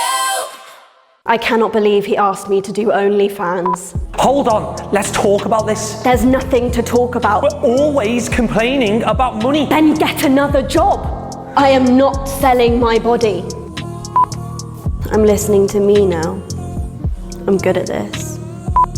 15 Minutes of Shame, from the 7th to the 30th of August at 7:20 at Playground 2 at Zoo Playground. Tickets at edfringe.com. I want to tell you a true story. Many years ago, a humble young musical comedian was approached by some radio producers and asked if he might contribute one of his comedy voices to a new segment for their network's most popular show. For many years, this young man delighted in answering questions from people all over the world and bringing a little simple joy to his troubled land, while all the time, nobody knew who he really was. But now his story can finally be told. Mitch Ben is Asking Elvis, coming soon to a theater near you. Thank you very much. This August, discover the best comedy, cabaret, kids shows and more at the Free Festival. With over 360 daily shows, there's something for everybody at a price for everyone. Donate what you think the show's worth at the end, or book pay what you can tickets to keep the Fringe accessible for everyone. The Free Festival, the real spirit of the Edinburgh Fringe. Full programme at freefestival.co.uk. One story, two people. Amanda Crowley and Thomas Duncan. One lawyer, one mass murderer. The case is lost. She wants it anyways. Not to win, but to understand how monsters are made. Glimpse behind the societal masks, as with Monster Made, an intense character study, a captivating, psychological, intimate play is coming to the Fringe at Paradise in the Vault. Only the one who can change his mind can actually change something. Monster Made runs from August 24th to August 30th. Book your seats today at edfringe.com. Florence Nightingale, you've heard of her, but have you heard of Betsy Cadwallader, the globe-trotting, fearless, feisty Welsh woman who defied Miss Nightingale to become one of the first frontline war nurses at the age of 65? Her Story Theatre Company from Newport, South Wales brings Betsy to Edinburgh Festival Fringe, a heartwarming, funny and inventive two-woman play that restores a forgotten Welsh working-class heroine to her rightful place in history. Catch it at the Space at Surgeons Hall, 24th to 29th of August at 1:45 p.m. Suitable for children over 12. Tickets available from the Space box office.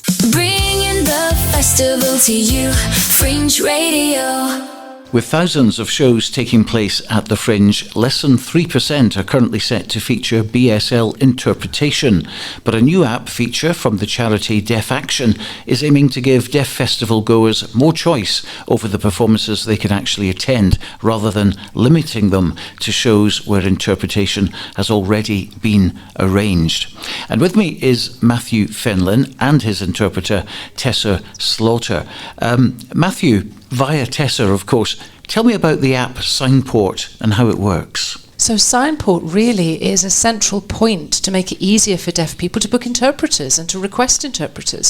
So what they've done for the Fringe means that we now can actually see the full list of all the shows that have interpreters already booked within the app, whereas before you'd have to try and find posters and things on the street or find information in the catalogue or something, and you're never sure whether there's access really or what is accessible or not. But within the app, it means there's far less stress for us. We can easily see the list of shows that have interpreters. But then if I see a show that I'm interested in seeing that doesn't have an interpreter, I can request that much more easily, rather than not being sure who to email or what to do. It's all in one place for me now, so it's so much better. I mentioned less than 3% is clearly not good enough. How are we going to change that? Well, I think in the past, to be honest, there wasn't anything. 3% is better than that, but yes, it's not enough. Out of 4,000 shows, it's not a lot.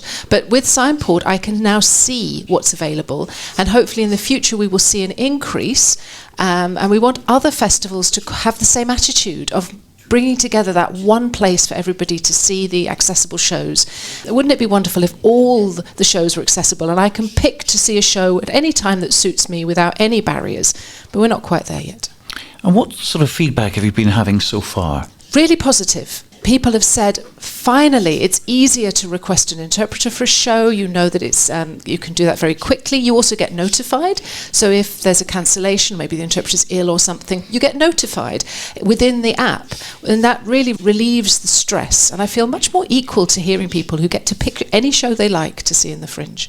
And with the Edinburgh Fringe being such a high-profile event over the course of a whole month, obviously you're targeting the Fringe to be an example, I suppose, for other festivals and other events to try and move things forward.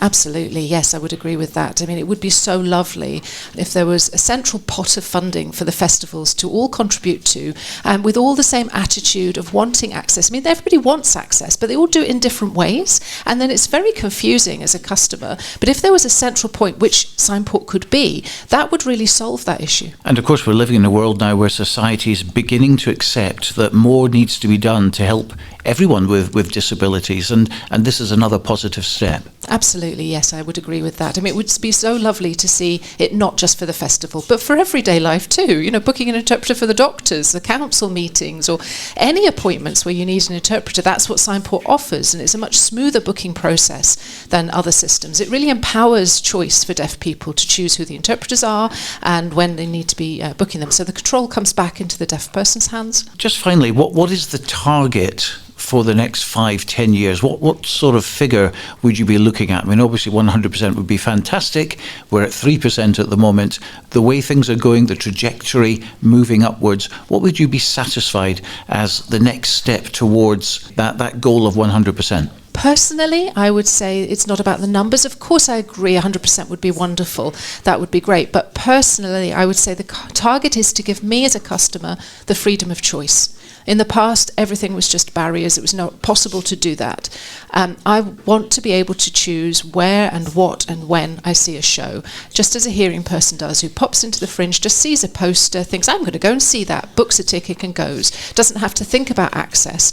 That's what I want, is for deaf people to be on an equal footing with hearing people, to be able to choose. Well, I'd like to thank you both for coming in, and hopefully this little interview here will have a positive effect as well. Thank you for having us. Thank you. And that's your lot for today. We'll be back on Fringe Radio again tomorrow. Thanks for listening. And from me, Stuart Cameron, and the team here in Edinburgh, bye for now.